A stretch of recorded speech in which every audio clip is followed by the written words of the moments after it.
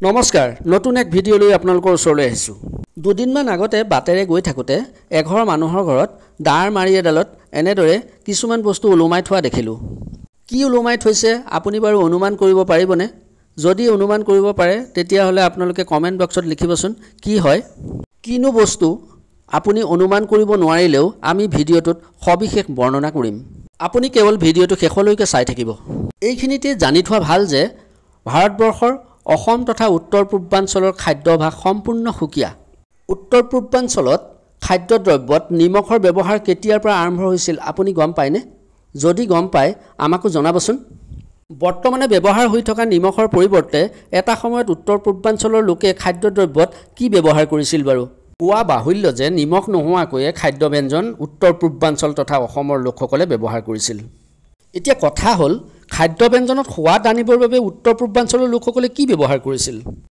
হয়, অসমৰ জনগোষ্ঠীয়সকলে নিমখৰ পৰিৱৰ্তে কলাখাৰ ব্যৱহাৰ কৰিছিল। তাৰ আগে উত্তৰ পূৰ্বাঞ্চলৰ নগা আৰু মিচিমিসকলে পাহাৰ পৰ্বতৰ শীৰ্ষত থকা শিলৰ পৰা নিমখ আহৰণ কৰিছিল। যদিও বিভিন্ন যুদ্ধ বিগ্ৰহৰ বাবে নিমখ সৰবৰাহত বাধাগ্ৰস্ত হোৱাত অসমকে ধৰি বহু ঠাইৰ জনগোষ্ঠীয়সকলে অকল সিজোৱা বা পোৰা আহাৰহে গ্ৰহণ কৰিছিল। আগতেই কৈছোঁ উত্তৰ পূৰ্বাঞ্চল ভাৰতবৰ্ষৰ আন ৰাজ্যতকৈ ৰন্ধন প্ৰকৰণত সুকীয়া। সেয়েহে আজিৰে প্ৰায় 600 বছৰ আগে ৰুচিসন্মত খাদ্য প্ৰস্তুতকৰণত কলাখাৰ আদিৰ প্ৰয়োগ মন কৰিবলগীয়া। আচৰিত এই কলাখাৰ। সাগৰ পৃষ্ঠৰ পৰা নিমখ আহৰণ কৰাৰ আগেই এই কলাখাৰৰ দ্বাৰা বিভিন্ন ৰন্ধন প্ৰকৰণ সুস্বাদু কৰাৰ কথা আপোনাৰ মোৰ ককা দেউতাসকলে আগতেই কৈ গৈছে। সেই সময়ত আঞ্জা আদিত কলাখাৰ প্ৰয়োগে উত্তৰ পূৰ্বাঞ্চলত হালধি প্ৰয়োগৰ ক্ষেত্ৰত সৌ সিদিনা বুলিহে ক'ব পাৰি। কাৰণ কলাখাৰ প্ৰয়োগ হ'লে হালধি প্ৰয়োগ সম্পূৰ্ণ নিষিদ্ধ। সেই যে মানুহ ঘৰৰ দাৰবাৰীত মেলি দিয়া বস্তুখিনিয়েই আছিল ভীমকলৰ কলথৰুৱা আৰু ভীমকলৰ বাকলি। ভাৰতবৰ্ষৰ কেৱল আমাৰ মুলুকতে সৌ সিদিনালৈকে নিমখৰ পৰিৱৰ্তে সকলোৱে কলাখাৰ খাইছিল। নিমখ আমাৰ বাবে এসময়ত বহু মূল্যৱান সামগ্ৰী আছিল বুলি ক'লেও ভুল নহয়। কাৰণ লোণ বা নিমখ দান আমাৰ পৰম্পৰা মতে সোণ বা গু দানৰ সমান। মুঠতে যিয়েই নহওক আমি অসমীয়াই খাৰ বনাব জানো আৰু আজিও খাৰ খায়ে খাৰ খোৱা অসমীয়া নাম পালোঁ। খাৰত কি আছে, ইয়াৰ উপকাৰিতা কিমান, সকলো ভিডিঅ'টোত বৰ্ণনা কৰিম। তাৰ আগে খাৰ কেনেকৈ বনায়, কেতিয়া বনায় সকলো ক'ম। ভিডিঅ'টো কেৱল চাই থাকিব। কাতিমহীয়া কলাখাৰ। কাৰণ কাতি মাহত দিনৰ ভাগত উত্তাপ বেছি, সেয়ে এই সময়ত ভীমকলৰ গছ টুকুৰা টুকুৰিকৈ সমান জোখত কাটি ৰ'দত শুকুওৱা হয়।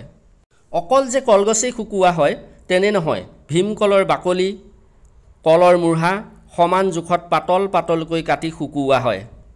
কাতি মাহত শুকুওৱা আৰু বনোৱা কলাখাৰৰ চুক বহুত বেছি, সেয়ে ইয়াক কাতিমহীয়া কলাখাৰ বুলি কোৱা হয়। কিয় চুক বেছি বিজ্ঞজনে জনাবচোন। লগতে কাতি মাহত সকলো বস্তুৰে চুক বেছি হয় বুলি আমি শুনি আহিছোঁ। পিছে এতিয়া আহোঁ তৈয়াৰনো কলাখাৰ কেনেকৈ কৰে। সেই যে ভালকৈ শুকুৱাই থোৱা কলৰ থৰুৱা বাকলি মূঢ়া আদি সমান ঠাইত নতুবা মাটিৰ টেকেলিত জুই দি সেইখিনি ছাই কৰা হয়। একেবাৰে সহজ পদ্ধতি। কাটি শুকুৱাই তাৰ পৰা পোৱা কলাখাৰখিনিয়ে আচল বস্তু। সেই টেকেলিত থকা ছাইখিনি ঠাণ্ডা হ'বলৈ দিব লাগে আৰু প্ৰয়োজনীয় খাৰ উলিয়াবলৈ প্ৰয়োজন অনুসাৰে ঠাণ্ডা হৈ থকা ছাই এটি পাত্ৰত লৈ পানী মিহলাই থৈ দিব লাগে। আচলতে নিমখতকৈ কলাখাৰ খোৱাটো খুবেই ভাল। সেয়ে হয়তো উত্তৰ পূৰ্বাঞ্চলৰ লোকসকল বহু ক্ষেত্ৰত নিৰোগী হৈ আছিল। যদিও নিমখ অথবা খাৰৰ মাত্ৰাধিক খুবেই বেয়া।